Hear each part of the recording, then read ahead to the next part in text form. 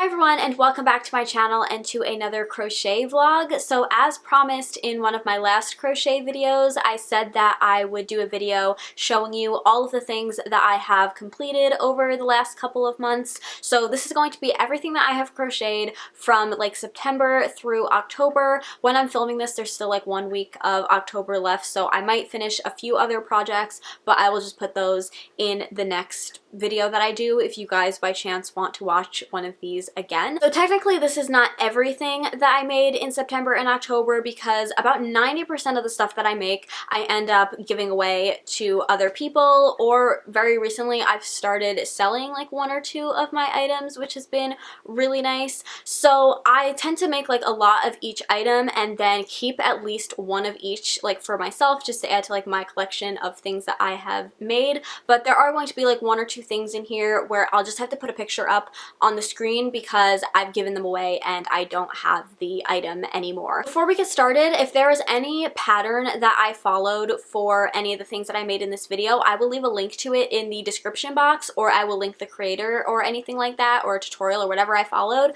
But I will warn you, I am super bad at following directions. So usually I will like start off following a pattern and then I will end up just like doing my own thing, but I still want to give credit where the inspiration of it came from, so I will still link it in the description box. But if you see something in this video and you're like, I want to recreate that, and then you go to the pattern and it looks completely different to what you see in this video, I'm sorry, but it's because I'm really bad at following directions, and half the time whenever I wing something I don't write it down and then I struggle to recreate it again. So yeah, sorry about that, but like I said, any pattern will be linked in the description box. You just have to look for it. So yeah, without further ado, let's jump into it because I have got a lot to show you. So I think I'm going to start off with all of the like plushies and amigurumi that I made, and then I will end the video with the like more wearable like apparel kind of items that I created. So starting off, we're going to start with where my plushie creations all started, which is with this little orange pumpkin. So the first couple of ones that I made, I didn't add the leaves onto them because sometimes I feel like the leaves work and sometimes I feel like they don't. But for the most part, I really like the way the leaves look on the orange pumpkin. So this is where my like start with plushies and amigurumi started, was with this little pumpkin. I also did make a super big one, but I think the hook size that I used was a little bit too big so you could really see the stuffing through it, so I'm not going to show you that in this video because I'm not really proud of it. But then, of course, I had to move on to other things because while orange pumpkins are like a classic, I had to do it in this lovely like maroon color with a silver stem because the theme of my living room is a lot of like jewel tones, and I thought this went really nicely with it. And then I also made it in this lovely turquoisey teal color with some like metallic sparkles running through it, and this almost perfectly matches the color of my couch, so this went perfectly in my living room. So I just love these little pumpkins. I think they are so cute. And then of course I couldn't stop there and I had to make what is possibly one of the cutest things I will ever make, and that is this little pumpkin boy. I have started calling him Pascal the pumpkin, and I've made quite a few of these since then and given them away to different people because obviously he's just so cute, so everybody kind of wants one. But yeah, he's got his little curly stem and his little leaves and his little face, and he's just so cute. So after that I started moving on to other like Halloween-y kind of plushies. So I made this little spider dude, and his eyes, I realize in the viewfinder, look kind of uneven, but I have made so many of these because a lot of people really like these little spiders. So I've made them with like red eyes, I've made them with green eyes. This one I started calling Gizmo the spider with the clear eyes, and the red one I called Dante, and then the one with the green eyes I called Lenora. So yeah, I've just got these little spiders, and this one I did follow the pattern pretty much exactly, so if you want to make these, the link will be in the description box for the tutorial. Except in that video I think she used worsted weight yarn and I used plush yarn, which black plush yarn is as hard to work with as it would seem, okay? So do it at your own risk. So then I wanted to make a couple little ghost plushies. So we went through a couple of prototypes before I came up with something that I really liked. So the first one that I made is this one, which this one was based off of an octopus plush. So again, I will leave a link to it in the description box, but I added a few rows to make him a little bit taller and more like a ghost and less like an octopus. but he still ended up looking like an octopus. So I wasn't really happy with how that one came out. So now I've been using him as like a pin cushion, which is great. So then I tried this one and I added a little extra like layer around the end to make it look less like tentacles and more like a ghost sheet. And I do like the way that this one came out a lot more. However, I absolutely hate the way that this yarn feels. This is the Loops and Threads Impeccable yarn, which unfortunately I ended up buying a lot of skeins of that yarn in a lot of different colors because I feel like when it's wrapped up in the skein, it feels soft, but when it's actually worked up into amigurumi or anything, because I used it for another project I will show you in this video, it feels really just coarse, kind of. I just don't really like this yarn. So I think this little guy is cute, but I need to get better worsted weight yarn to make more of these. So then, of course, I had to take it up a notch, and I wanted to use my favorite kind of yarn to make plushies, which is plush yarn, and I made this little guy. So I have started calling this little dude Buster the Ghost, because he's a Ghostbuster. But anyways, he's got a little witch's hat, which, like I said, I have made multiples of these since this one. So like this is the original one that I made, and then I made other ones, and I just winged the hat, and I wish I would have written it down because none of the hats in the following ones have come out looking as good as this one. Like I just can't figure out how I got the kind of like wavy, ripply effect on this hat. No matter how many times I try increases, I try half double crochets, I try all kinds of stuff, and I just can't get the hat to look the same as it does in this original one. But I'm really happy with how this little guy came out. He's probably one of my favorite ones that I have created. And speaking of octopods, anyways, I also did follow that octopus tutorial to actually make an octopus, and this is what I came up with. So this is what the pattern is actually supposed to look like when I don't like elongate the body to make it look like a ghost. But like I said, again, in that video, I think she uses worsted weight yarn and I use plush yarn because I just like how it looks better. So I think this guy is really cute, but I don't know if I put his eyes a little bit too low on his body. So let me know in the comments if you think I should, if I make more of these, put his eyes a little bit further up on his head. Let me know how you think that that will look. But I think he's pretty cute. I haven't given him a name yet, but I feel like Bubbles is fitting. And then I was, of course, in the Halloween spirit, so I wanted to make some other Halloween plushies outside of the pumpkin, the spider, and the ghost. So I did just work up really quickly this candy corn plush, which I gave to my mom, so I don't have it at the moment. It's in the other room. I could have just gone and gotten it, but to be honest, I don't really like how this came out. This is another one where I didn't follow a pattern. I just kind of decided to work it up and see how it went. So it is a little bit like lopsided looking, I guess, depending on what angle you look at it from, but it was another one that I made with the Impeccable Loops and Threads yarn, so I just don't like the way that it feels. It just feels coarse and not like a soft,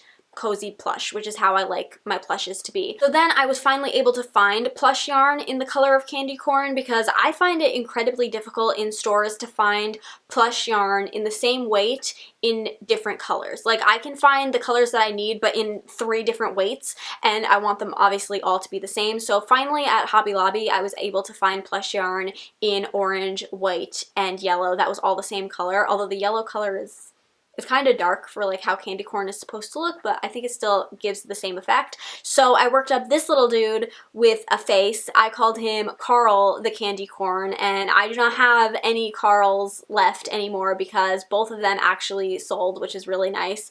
And I think it's really cool that like they're living as little home decor pieces in other people's houses. I think it's really a sweet thing. So yeah, I'm really happy with how Carl the Candy Corn came out, but I have to work up another one to keep for myself because right now I don't have any. And the final plush that I have to show you I think might be my favorite just because it is so big and whimsical looking, and that is this giant strawberry plush. So this pattern is by Hey Crochet on YouTube, and I think she also has a blog where she posts her patterns, so I will leave a link to the video tutorial that I followed in the description box.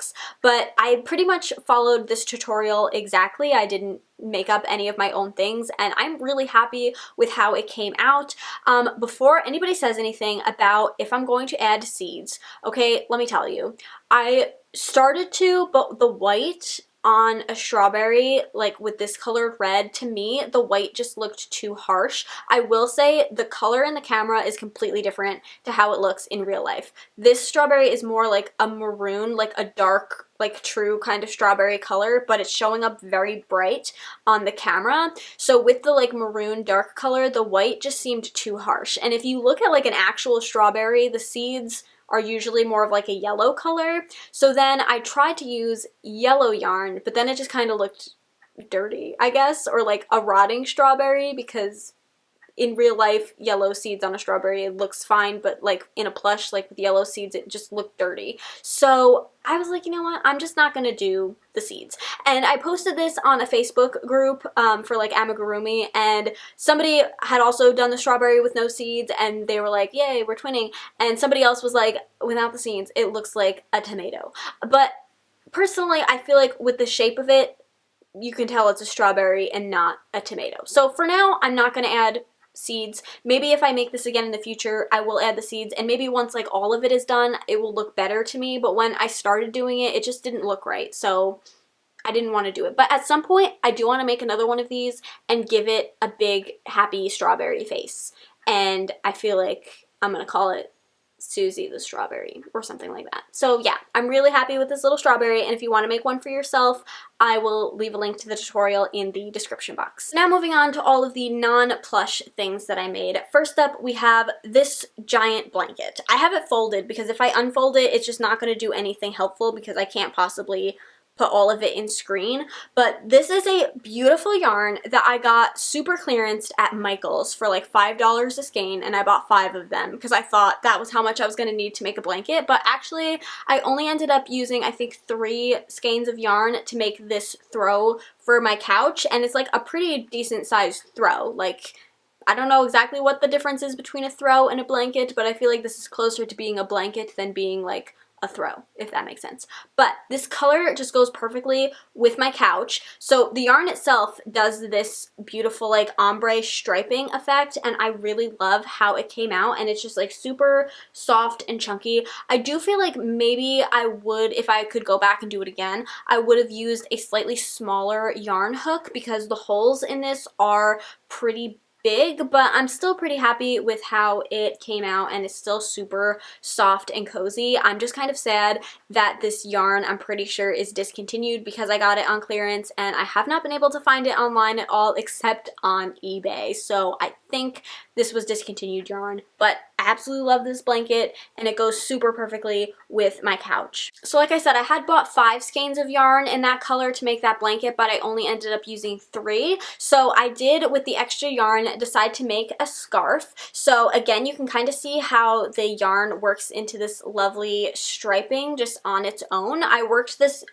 scarf long ways so that the striping would be this way instead of this way, but I really like how this came out, and again, it's just like super soft and cozy and chunky. You might be thinking that this is like a really thin scarf, but personally, I don't like when my scarves are too chunky because it just feels like too much going on with like a big coat and stuff like that. So I prefer my scarves to be really long and leave them a little bit thinner width-wise, but I like to be able to, you know, wrap them around, and there's still like a lot of material, so I feel like it didn't actually have to be super thick, and I think this is totally fine to how I like to do scarves. I was debating adding tassels, but I feel like I'm going to leave it without the tassels, but let me know what you think in the comments. Speaking of scarves, I made 2 other ones which are not technically finished yet because I do think I want to add tassels to these, and I also did not weave in the ends. So the first scarf that I made looks like this. So if you watched my yarn haul video, the last crochet video that I did,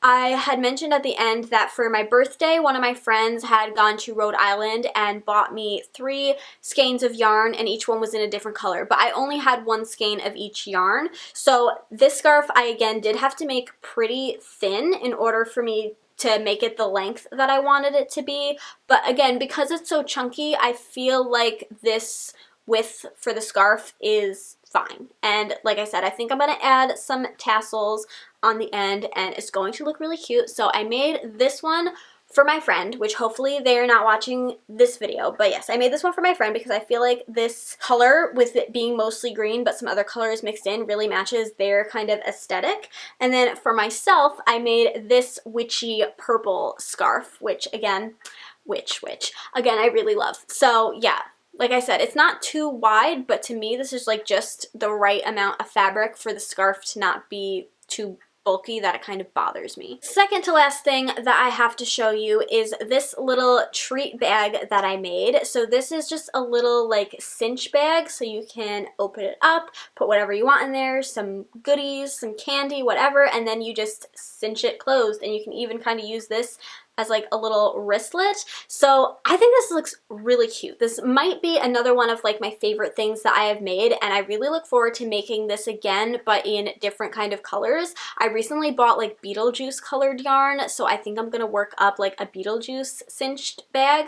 So again, the pattern that I followed for this will be in the description box, but this is one of those things where what this looks like and what it looks like in the video is kind of different. So the general shape of it is exactly the same. However, in that video, it was a watermelon coin purse. So the size of that bag in the video is like a third or maybe even a fourth of this size, because I just had to make it really big for some reason. And this is, again, I used the Loops and Threads Impeccable yarn. So I don't really like how this feels, but as a bag, I'm less mad about it than like, let's say as a plush that I would prefer to be like soft and squishy. So as a bag, I don't mind the fact that it's kind of firm. If anything, I feel like it would be better at like holding things. Like you could probably even fit like a cell phone in here. Like I have an iPhone mini, so I could probably fit like my phone and like a couple, like some money in here and actually like use this as a bag. So the firmness of it is probably kind of good for that.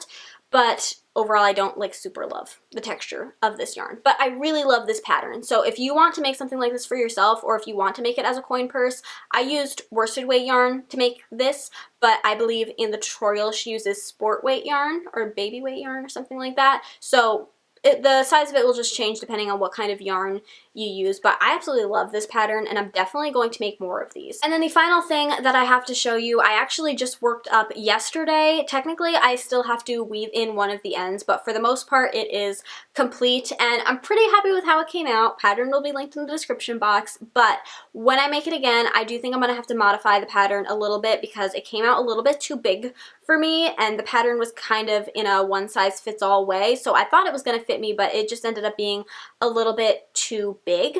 But that is a bucket hat. So it doesn't really look like a bucket hat because the brim just ended up being a little bit too long, I think. Maybe that's just me, but I know it's definitely too big on my head this way, so I have to make it a little bit smaller. I think I'm just going to downsize a row, and hopefully that will be enough. And I also just feel like my brim doesn't wave or curl in the same way that hers did in her video. Like hers had like a wave to it, and mine is just, I just think it's a little bit too long. But I'm still happy with how it came out. I think it looks kind of whimsical and cute, which is definitely the vibe I'm going for with my crochet. Is it's either going to be spooky or it's going to be whimsical. It has to be one of the two, otherwise I won't make it. So yeah, I think it looks kind of like a whimsical, like fairy kind of hat. And in fact, one of the projects that I know I want to work on soon is a mushroom version of this. So I want to downsize it a little bit, do it in red, and then maybe keep the long length of this, but somehow get it to be a little bit wavier and do like a rim of white, and then obviously add the white dots on it to make it a like toadstool mushroom hat. I think that will look super cute.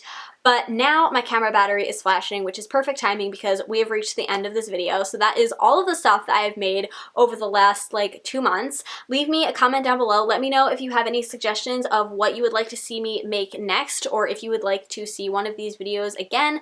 As always, I know this isn't like my usual kind of content and that this video is not going to be for everybody, but hopefully some of you still appreciate it, and I really appreciate all of the lovely comments that you guys have left on any of my past crochet videos. That brings us to the end of this video. I hope you guys enjoyed it. If you did, please give it a thumbs up, subscribe if you haven't already, and I will see you in my next one. Bye!